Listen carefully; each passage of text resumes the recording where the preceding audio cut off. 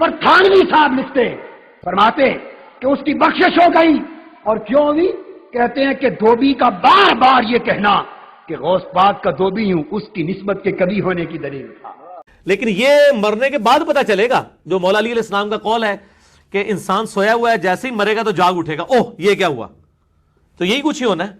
کیونکہ ہم نے تو بڑی امیدیں لگائی ہوئی ہے کہ یار کسی نے کہنا یار میں تو ہر مہینے 11ویں دیندا سا. تو شیخ عبد القادر جیلانی جو ہے وہ جس نے اشرف علی تھانوی صاحب نے بھی نقل کیا ہے کہ جی ایک بندہ مر گیا تو قبر میں جناب وہ اشرف علی تھانوی صاحب کہتے ہیں کہ جی وہ شیخ عبد القادر جیلانی کا وہ دھوبی تھا. اس سے جب سوال پوچھا مر ربو کا, اس نے کہا میں شیخ عبد القادر جیلانی کا دھوبی ہوں. پوچھا ماں دینوں کا, انہوں نے کہا میں دھوبی ہاں. تیسرا انہوں نے کہا میں دھوبی ہاں. تو وہ فرشتے انہوں مان لگے, اللہ نے کہا چھاڑ دو, انہیں کہہ دیتا ہے جواب دے دیتا ہے. بھئی یہ جواب قرآن و حدیث میں تو نہیں آیا, چھڑے چھوٹے نہیں سب جھوٹ کھڑے ہوئے اللہ دے بندے ہو. یہ کس نے کیمرہ فٹ کیا ہوا ہے؟ وہ اللہ دے بندے ہو, کسی وڈے تے وڈے امام نو بھی قبر کسی نے کھنگن نہیں دینا, ادھر تے حالت ہی کوئی نہیں ہونی. ٹھیک ہے کہ جائے گا کسی کی قبر میں پہنچ جائے گا, سب کچھ جھوٹ ہے. قبر کے 4 سوالات میرے یوٹیوب پہ کلپ ہے, آپ دیکھ لیں, اس میں نے پورا کھول دیا کہ فاسق و فاجر کے ساتھ کیا ہونا ہے. اور قبر کے 3 نہیں 4 سوال ہیں. چوتھا سوال ہی سب سے اہم ہے کہ تو نے خود پڑھ کے عمل کرنے کی کوشش کیوں نہیں کی. اور اس کے بعد پھر ایک گرز لگے گا, اور وہ گرز ایسا ہوگا کہ جنوں اس کے علاوہ تمام مخلوقات اس کی آواز بھی سنیں گی. ٹھیک ہے, لگ پتا جائے گا, پتا نہیں لگے گا, لگ پتا جائے گا. اب لوگوں نے بس ٹھیک ہے وہ کچھ بھی نہیں ہونا جی, وہ تو ہم تو بس نسبتیں کام آئیں گی, تو یہ ہوائیاں اڑ جائیں گی مرنے کے بعد. پتہ چل جائے گا کہ جناب یہ, وہ کہتا ہے پتہ لگ جائے گا کہ آگے جا کے پتہ نہیں لگنا, تو انہوں لگ پتہ جانا ہے. ٹھیک ہے, لیکن اس وقت ایک بندے کو مرنے کے بعد پتہ چلا کہ غلام احمد قادیانی دجال تھا. اب وہ کہ یا اللہ مجھے دنیا میں دوبارہ بھیج دے, میں دوبارہ اپنے آپ کی اصلاح کر لوں. نہیں, میرا بھی مسئلہ 196 بھی ریکارڈ ہوا اسی کے اوپر. اس کا عنوان ہے کاش میں دنیا میں واپس جا سکتا. سورہ سجدہ کی میں نے آیت نمبر 12 سے 22 تک 11 آیات میں رکت انگیز فکر آخرت کے اوپر لیکچر ہے, اور میں نے کافی ساری چیزیں اس حوالے سے ڈسکس کی ہیں. توجہ نہیں ہوگی آپ کی. سرکار بغداد حضور غوث پاک شیخ عبد القادر جیلانی رحمۃ اللہ علیہ فرماتے ہیں کہ میں اپنے مرید بلکہ ان کے مریدوں کا 7 پشت تک ہر ایک معاملے کا ذمہ دار ہوں, اور اگر میرے مرید کا ستر مشرق میں کھل جائے اور میں مغرب میں ہوں تو میں اس کو چھپانے والا ہوں. ابھی وہ ایک دعوت اسلامی والوں نے کتاب چھاپی ہے کرامات غوث اعظم شیخ عبد القادر جیلانی. اس میں لکھا ہے کہ ایک مرید تھا,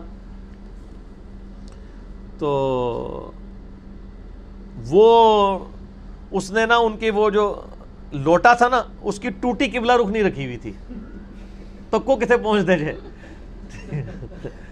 تو وضو کروا کے اس نے لوٹا ایسے ہی رکھ دیتا, بیچارے کو مطلب غلطی ہوگی. انہیں جناب ایک نگاہ ماری تو مرید جلال کتاب نہ لاتے ہوئے جہاں بحق ہو گیا. یہ لکھا ہوا ہے. اچھا, اور یہ اسی سے لیا نا, بڑی کتاب ہے بہجت الاسرار. بہجت الاسرار جو ہے نا ایک انسائکلوپیڈیا شیخ عبد القادر جیلانی کی کرامات کا, اسی سے یہ نقل کیا ہوا ہے. اچھا, کہتے ہیں جناب پھر انہوں نے ایک نگاہ لوٹے کی طرف ماری, اس کی ٹوٹی سی. میں کہ یار وہ پہلی لوٹے تھے مار دیتے مسئلہ ہی حل ہوتا, بندہ بچ جاتا.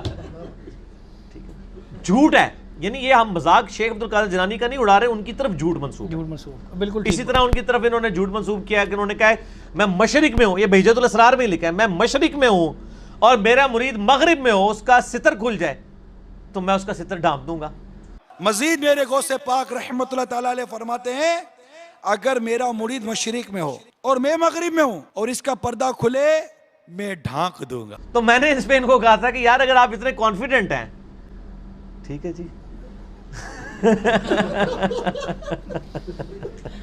آپ کانفرنسز کراتے ہیں شیخ عبد القادر جیلانی کے نام کے اوپر, آپ اگر اتنے کانفیڈنٹ ہیں کہ میں سچا قادری ہوں, سچا قادری ہوئے گا جو پائی جی میڈیا دے کیمرے سامنے لوائے اور پھر کہ جی یا شیخ عبد القادر جیلانی اور نال ہی اپنی تہمت کھول دے, تو وہ آگے.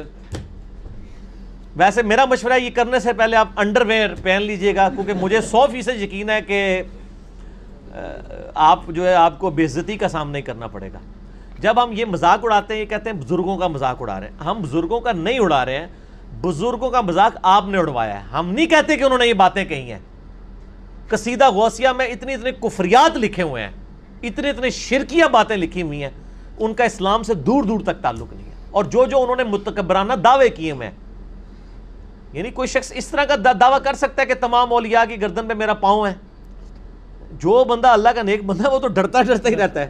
وہ یہ تو حضرت ابوبکر صدیق نے دعویٰ نہیں کیا کہ تمام صحابہ کی گردن پہ میرا پاؤں ہے. ٹھیک ہو گیا نا؟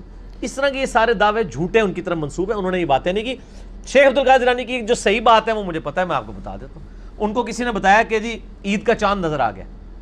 انہوں نے کہا کہ عبد القادر کی عید کا دن تو وہ ہوگا جس دن وہ اپنا ایمان بچا کے قبر میں اتر جائے. یہ بات ایک شریف النفس آدمی کر سکتا ہے. جو شخص یہ بات کر رہا ہے وہ یہ کیسے کہہ سکتا ہے کہ میں اس وقت تک جنت میں نہیں جاؤں گا جب تک سارے مرید نہ ساتھ لے جاؤں؟ میرے غوث پاک رحمت اللہ تعالیٰ علیہ کے مرید بن جائیے. شہنشاہ ولایت میرے غوث پاک رحمت اللہ تعالیٰ علیہ فرماتے قیامت کے روز میں اس وقت تک قدم نہیں اٹھاؤں گا جب تک کہ اپنے سارے مریدوں کو داخل جنت نہ کروا لوں. آپ کا بابا یہ کہہ رہا ہو کہ میں اس وقت تک جنت میں نہیں جاؤں گا جب تک سارے مریدین کو نہ لے جاؤں, تو آپ کہتے ہیں سبحان اللہ. آپ دیکھیں یہ کتنا بڑا تکبر ہے کہ کوئی شخص یہ دعویٰ کرے. شیخ عبد القادر جیلانی کی طرف اور کئی بزرگوں کی طرف انہوں نے منسوب کیا. بزرگوں کو کچھ نہیں کہتے, لیکن ہم کہتے ہیں خدا نہ خواستہ اگر انہوں نے یہ دعوے کیے ہیں تو اپنی بزرگی کی خیر منا لیں.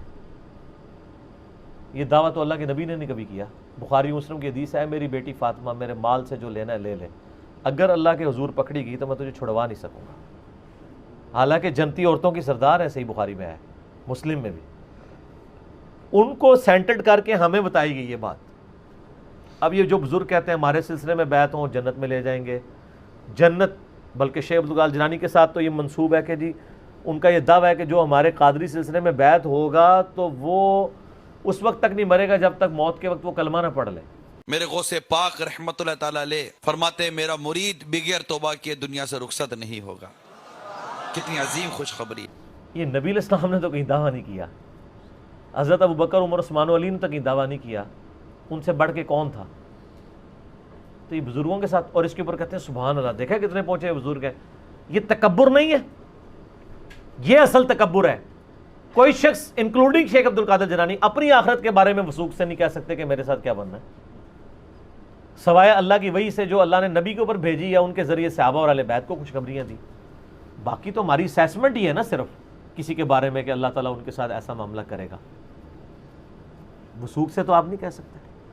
کہ صحیح بخاری میں حدیث ہے, حدیث قدسی, کہ نبی علیہ السلام فرماتے ہیں اللہ تعالیٰ فرماتا ہے کہ تکبر میری چادر ہے, جو میری چادر کھینچے گا میں اسے ضرور آگ میں داخل کروں گا.